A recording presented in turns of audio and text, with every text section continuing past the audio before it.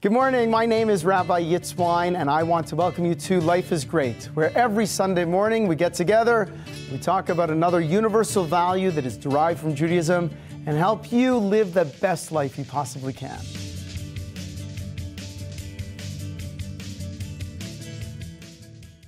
Good morning. What is the most important quality in human life? If you had a genie's bottle, you could increase more of blank in your life and in the life of the people you love, what would it be? Well, you know, it's interesting. One time there was two guys, they had been separated for 25 years. They were good friends. And they turned around and said, you know, one of them says, oh, gee whiz, my life has been horrible. I built this multinational company worth tens of millions of dollars, and everything went to pot. It totally went bankrupt. So his friend said, well, listen, you know, as we used to say back when we were in college, it can always be worse. He said, no, it can't be worse. I'm telling you, my wife left me. The kids have divorced me. They kicked me out of my house. I'm sleeping on a park bench. It can't be worse. He goes, no, I remember in college, we always used to say, you know, things could always get worse. He goes, how could things possibly be worse? He goes, well, all that stuff could happen to me. So as you might think, maybe if I'm thinking, what do I want for my friends and family? Maybe I want them to be kinder to me. If I'm a parent, I might be saying, oh, you know, maybe I want my children to honor their parents more. Or maybe I'm saying I want my parents to be more generous to me. But for a minute, being real serious, if you had a genie's bottle and you could bring more of something, one quality, into your life and the lives of those who you love, what would it be? Plenty of things in the running. Maybe you'd go for more wealth. People should be more attractive. Maybe you'd stop and say, you know, people should be more influential. Or perhaps you're a little more significant than all that. You say, oh, I want people to have intelligence, more spirituality. You know, does the rabbi show, you know, think about God more? People should be more religious. Well, I went out to one of my favorite coffee beans and I asked many people like you. So I got your answers. Let's see what the people at Coffee Bean had to say, and then we'll come back and I'll share with you my answer. What's the most important quality a person could have? A good soul, like integrity. How do you find that? I feel like if you are honest with people and they're honest with you, then you're able to read them. But if you're not truthful from the beginning, then they're not going to be truthful. What is the most important quality a person can acquire in this world? Not to be selfish, I think. Yeah. Okay, so what is the most important quality in human life? And again, there are many things in the running. I don't discount things like health, or more children, more love, more happiness. But I would say, if I was giving you my answer, the most important quality in human life is gratitude. See, gratitude is the foundation. It is the basis of the two most important things in life, happiness and goodness. If you don't have gratitude, you're not going to be happy. And if you don't have gratitude, you're not going to be good. We know that there's 6 billion people in this world. There is not one of them that is happy and ungrateful. There is not one of the 6 billion people in the world that is a good, moral person and does not have gratitude for the gifts they've had. It doesn't happen that way. We know that happy people are grateful, and therefore their emotions are generally up, and those are the people that are nicer, kinder, more generous. And we also know that the people that seem to have a stronger moral component, those are the people that are very grateful, the people that appreciate that which has been given to them. You don't find out there and, you know, interview a terrorist or some real big criminal and imagine them at their court case, you know, standing in front of the judge and saying, you know, Your Honor, I'm just so grateful to be here today. He's not a grateful person. But being grateful means that you acknowledge the gifts that others have given you, whether those others might be people or God. Now, chances are, if we're being serious, we're being real, it's both. Most of the things that we have were given to us by other people as a messenger from the Almighty. As one of my rabbis used to say, So tell me, have you paid your air bill yet? You know, you've been on this earth for X number of years. You know, you've been breathing. What did you do to get that air?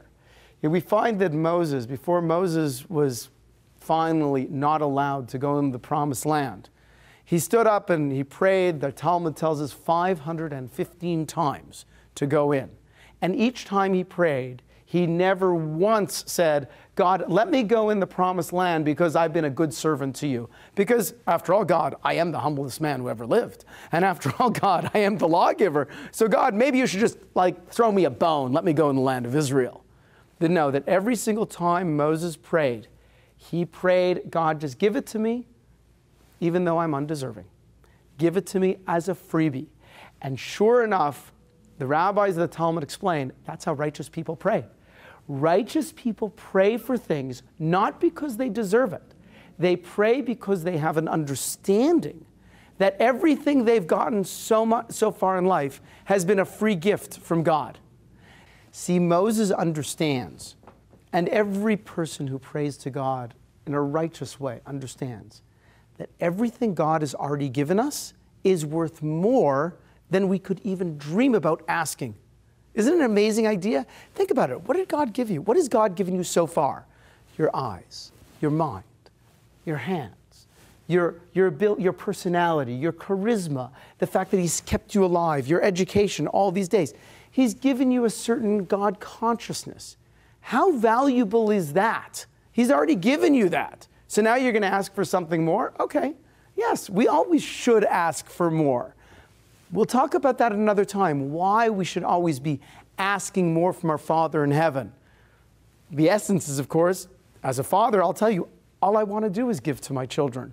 If I think they need something, I want them to ask me. That's a good thing. But we ask as a freebie. We don't ask because we deserve it. We know that God has already been so generous to us already. That is the major point. I think we have to go back for a minute and explore, why is being grateful so difficult? Now, that might take you as a little surprise that I'd even ask the question, but if you think about your life experience, and many of us are oftentimes very grateful, we show our appreciation to those people who've given us things. Sometimes not. We actually transfer that appreciation to the Almighty. But really, most of us suffer at some times in our life by not being as grateful as we could be. And the rabbis explain, ancient Jewish wisdom teaches us, there are basically three reasons why we are all challenged in this. The first reason that we don't have as much gratitude as we could is because we are so focused on our day-to-day troubles, trying to achieve, in many cases, unattainable physical pleasures, that we don't have enough time to stop and thank those who've helped us. And we don't have enough time and energy to thank the Almighty, who continues to shower favors upon us. So, listen, life is difficult. Everyone knows you wake up in the morning, take a shower, maybe your back hurts, you want to run home, you want to send the kids off to school, but sometimes it's difficult to get everyone ready. You get to work, and on the way to work, there's a little frustration, traffic, whatnot. And then, of course, you stop for a minute, you get to work, you put a smile on your face, and, that client who you thought was going to buy, he decided to walk and go someplace else. Oh, gee whiz. So now you got to work hard again. Life has a lot of difficulties, a lot of challenges, and everyone goes through them. What's important is that we don't allow the challenges to distract us from the blessings that we already have.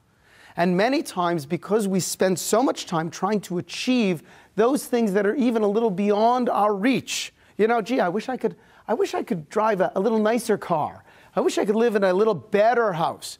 So because of that, because I'm always looking at, how can I fix the kitchen to make it a little nicer? I don't appreciate the cabinets that are already there. And this is one of the difficult curses of the nature of mankind. The nature of mankind is because the physical world is so enticing and inviting, and the physical world is so wonderful. And even though we're supposed to enjoy it, you can always get a little better. You can always get something a little nicer, and that pursuit of that a little nicer sometimes stops us from appreciating what we have right now. The second reason why most of us are challenged in terms of being grateful or as grateful as we should be is because when we were born, we were so helpless for so long, we got used to people taking care of us. And think of an infant for a minute. You know, an infant spends most of his early years totally dependent upon his mother. He has to be fed, he has to be clothed, he has to be coddled. And what happens is we get used to that. We get used to people feeding us and clothing us and taking care of every need because we are so helpless at the beginning of our lives. As a parent, it's frustrating because one day we wake up and turn to our children and say, don't be ungrateful. You should be grateful at everything I'm giving to you. Well, what happened? Here you're giving and giving and giving and giving, and then one day we expect everyone to take responsibility for themselves and show gratitude. But there's a changeover here, and that changeover is not a natural changeover. So, inasmuch as we are so helpless at the beginning of our lives, and others have to give and give and give to us, we get into the habit of receiving without even needing to say thank you. It is kind of like an infant. Imagine for a moment there was an infant who was captured by a foreign government. And then a wealthy man went in there and bravely took that infant back, brought him into his home, and raised that orphan as his own child. So now that child is a grown man. Of course, he has gratitude to the one who saved him. But if there was another person who, as an adult, was captured, put into captivity, imprisoned, and punished and tortured, and then that same wealthy man went in as a commando and yanked him out of prison and saved his life, the adult would show so much more gratitude for his Redeemer than the infant. But why is that? Only because the infant got used to being on the recipient end. And even though we are recipients at all times from the Almighty and from many people, we can never allow ourselves to be lulled into a sense of complacency. For that moment that we are lulled into complacency, that is the moment that we become gratitude challenged. And once we become gratitude challenged, then our happiness quotient is at an assault. See, the number one enemy to happiness is entitlement, a feeling of, hey, listen, you owe me. What do you mean? I helped you, you owe me. So the problem with feeling entitled is that if I get what I think I'm entitled to, I'm not grateful that I got it because, hey, I had it coming to me. And if I don't get that which I felt I was entitled to, so then I get angry and I get bitter. So feeling entitled is a very, very dangerous way to go. If you ever want to evaluate any kind of social program, a government program, any kind of situation in life, ask yourself, will this engender gratitude or will it engender entitlement? And that will help guide your moral compass to which side you should lean towards. The third reason that many of us are gratitude challenged is because many times in life we are truly captured by misfortune. In other words, everyone knows this is different than the first reason. The first reason I said was because life has its natural challenges. But sometimes really stinky stuff happens. Sometimes really bad stuff happens in our lives, and we get captured in that. And instead of looking at it as something that I can find a silver lining around, I rather allow myself to be depressed by that difficult situation, that position of misfortune. It's kind of like a blind man who was invited to come to a house for the blind. And the owner of the house of the blind, he prepared everything to take care of the blind man in a perfect way. Everything was set in a proper, orderly fashion. And when the blind man came to the house, he described to him all the instructions. All of your needs are prepared for over here. You don't have to worry about a thing. But the blind man turned his ears off and refused to listen to instructions. So instead of being able to take advantage of all the amenities of this house that was built especially for him, he tripped over a chair, he couldn't find the food in the fridge, he burnt himself by turning on the hot water instead of the cold water, and he started to curse at the owner of the house for the blind. We are that blind man. We live in a world that contains many difficulties, many challenges, and these challenges and difficulties are more often than not designed to help us grow and become greater people. But we have to know that is their purpose. I one time was discussing with a person who was sharing with me their misfortunes in life. And in a moment of just trying to make them a little more real, I said, you know, I just came back from visiting a young man, 33 years old, who has liver cancer, and there's no cure. And the doctors have given him a very bad prognosis and have laid out a very difficult future for him, his wife, and 3 young children. I'm sorry, you and I don't have problems. If you put things in perspective by some people that have problems, then we'll notice that our problems are just minor difficulties. And sometimes when we do have real problems, then there can be that we can find a way to elevate those problems as a pathway for growth and development to really lead us to a magnificent life. So, just in summary for now, if you asked me, what would my genie in the bottle, what would I ask that genie give to everyone around, the people I care most about? If I want one more quality, more of one thing in this world, I would choose gratitude. Because when we have gratitude, gratitude is the basis of happiness and goodness. The more gratitude we have, the more grateful we are, the more we acknowledge those who have given us things, people and the Almighty, the happier we are, and the more we will be motivated to be kinder, nicer, and to be better kind of people. Grateful people are happier people and happier people and better people make a nicer world for all of us. I'm Rabbi Wyne. Please don't go away. In just a minute, we will be back with more of Life is Great and the segment of the Rabbi's Inbox.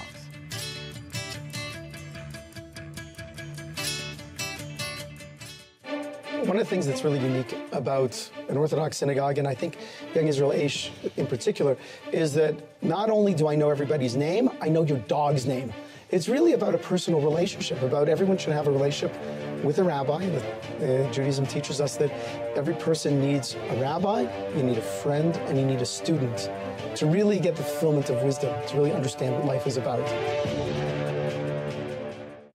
Hello, my name is Leora, and I am a huge fan of Rabbi Wyne and the Life is Great TV show and the Rabbi Wyne's radio show as well. There is so many truths, there's so many values, there's so many things you can learn from these, things that the Rabbi shares with us, derived from Judaism, that we can take into our lives and implement them and share with other people and help improve our lives and the lives of those around us. And you can help sponsor the Rabbi and help the spreading of these values by going to www.rabbishow.com. And we hope that you continue to watch and that maybe one day you'll even come here and see Young Israel Aish. I'm happy to support the Rabbi Show, and I know you'll be too. And just go to www.rabbishow.com, and there you'll find out all the bunch of more information, and you can donate there too. Do you know someone who needs a little more happiness in their life? Maybe it's you who needs more happiness in your life. Yes, you've seen the Life is Great TV show, you perhaps have heard the Rabbi Show, but now it's time to get Life is Great, revealing the 7 secrets to a more joyful you. This book was something tangible that you can give your friends and family, where they can keep by their bedside, take it on vacation, leaf through it page at a time or chunk of pages at a time, and each time they will learn another secret, another tool that they can use in order to get the absolute most out of life. What better present can you give your friends and family than the wisdom to live a better life? Welcome back to Life is Great, and the segment is now the Rabbi's Inbox. This is where you get a chance to send me an email and ask whatever question is on your mind. Now, I promise you I will respond to that question, and if we are all fortunate enough, then I might even read it on the air. So let's get straight to our questions today. Dear Rabbi, my husband left me and our 3 young children 5 years ago, and I struggle every day to raise and support them alone. My kids say that even though they love me, I am always unhappy and angry, which I am. I feel like I am failing as a mom. Am I? Whew. Okay, so listen, this is again a case very difficult. But remember, there's two aspects about being a mom. One is taking care of your children physically, and the other one is taking care of them emotionally and spiritually. And so that the struggle, it's very important for you to don't let the struggle to take care of one aspect of being a mom override and debilitate you in the other aspect. So are you failing as a mom? No, no, no, no, no, no. And remember, the Almighty has given you as a parent a tremendous leeway. You can, as a parent, we can make so many mistakes and get away with it. So never never get discouraged when you do make a mistake. But I want you to take on your bathroom mirror, write down, take care of my kids physically, and write down another note, take care of my kids emotionally and spiritually. And when it comes to the emotional and the spiritual avenue, you have to raise yourself up and always show them a smile. Always show your children that you know it is good to be alive. It's great to be alive. That is the most important concept that you have to pass on to your children. Every morning, when you wake your children up, you have to say, thank God it's great to be alive. And at night, when you put them to sleep, say, thank you, Almighty, for giving us another day of life. Put a smile on your face. And yes, in those times, and I'm sure there are many, that you get overwhelmed with the challenges of raising your children by yourself. So then, if you got to cry, go in a closed room and cry by yourself. But don't be a tower of strength, a pillar of strength for your children, and let them know that you rely on the Almighty at all times and that they can rely on the Almighty as well. And just keep reinforcing these concepts of gratitude and being grateful for whatever you do have, and to kind of minimize whatever is lacking in your life. Or be grateful for the things that you don't have. It's a little more of a difficult subject, and maybe we'll talk about it at another time in a future episode of Life is Great. Okay, the next question today is, Dear Rabbi, my wife and I lost our only son to cancer 3 years ago, and my wife, who is Jewish, cannot have any more children. It is still devastating. We have thought about adopting, but really wanted our own children. What is the Jewish attitude towards adoption? So again, my heart goes out to you. I don't believe when you say it's still devastating, I do believe that loss of a child is one of the things that certainly women never get over. Men might be a little easier, but it is devastating, and it is one of those things that you have to accept as a loss in your life, and recognize that in a certain avenue you won't get over it. The short answer of adoption in Judaism is that when a person adopts a child, they become the parent. We find that by Moses. Moses was known as an Egyptian man, but he wasn't an Egyptian. He was Jewish. He was just raised in the Egyptian palace by Egyptian royalty. Yet when he ran off to Midian, the daughters of Yisro, of Jethro, they said, we found an Egyptian man. So that is the source to note that an adoptive parent is the parent. But we also have to recognize that when we look at the beginning of Noah, the story of Noah before he builds the ark, so it tells us that Noah is a righteous man in his generations. As a matter of fact, the words of the Torah are, Noah, these are the generations, these are the offsprings of Noah. Noah was a righteous man in his generations, and Noah had 3 children, Shem, Japheth, and Ham. So the rabbis ask the question and say, if you're going to say these are the offsprings of Noah, then tell us the names of the offsprings of Noah. Why tell us that Noah was a righteous man, perfect in his generations? That is to tell you that the primary offspring of a righteous person is their deeds, not their children. See, we as parents feel, oh, look at my offspring, my children. And we get a lot of pleasure and pride from our children's positive accomplishments. And we get very upset and distraught when our children go off the proper way in life. The truth is, as we've discussed before, we probably should not take so much credit for when our children accomplish great things, and we probably should not take as much blame when our children make mistakes. Because children, no matter how much we try, we cannot live their lives for them. But the one thing that is in our control is our deeds. Our deeds are in our control. And so therefore, they are our primary offspring.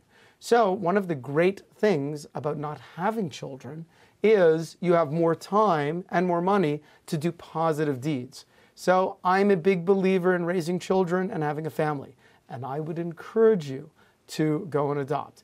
But if you choose not to adopt, or even if you choose to adopt, then realize that the primary offspring of your life will be your accomplishment and your deeds and the amount of goodness that you can bring into the world. So I want to give all of you a blessing. Thank you so much for, again, watching another episode of Life is Great. I want to invite you to come back again next week. We'll be, again, same bat time, same bat channel. And please stay with me. You can go on to AM 720 KDWN over here in Las Vegas, or anywhere on therabbishow.com to listen to The Rabbi Show, the radio program next. And if you ever come to Las Vegas, I want to welcome you to Young Israel Aish of Las Vegas, and I promise we will do our best to make you feel at home. My name is Rabbi Wyne. Thank you for being with me today, and may the Almighty bless you for a fantastic week. Go to therabbishow.com today. Make a donation, and Rabbi Wyne will send you a free Jewish calendar for the new year, along with his personal blessings. All donations are tax deductible and help us share positive values which make the world a better place for everyone. The values that Rabbi Wyne is sharing so beautifully, so uniquely through this TV show, Life is Great, through his book, Life is Great, through his radio show, The Rabbi Show, and in messages that he delivers live when he speaks at Young Israel Aish of Las Vegas and other places wherever he speaks. These messages are needed now more than ever, and they're making a difference now more than ever. They're impacting people's lives, not just helping us think, oh, that's really nice, that's good, thanks, Rabbi, but in how we act, how we behave toward each other, how we help other people, and the fact that each of us can make a difference. And that's why we're here. That's what Rabbi is helping us connect with, this ancient wisdom that tells why we're here, what we're here to do, and then helps us do it. So is there anything better that one could support? I don't think so. And you can do that, join me and others who help Rabbi spread this message, because it doesn't happen on its own, at www.therabbishow.com. And I think it's one of the greatest investments someone can make. Want more wine? Turn your radio to AM 720 KDWN or go online to therabbishow.com to hear The Rabbi Show starting right after the news at 9 a.m.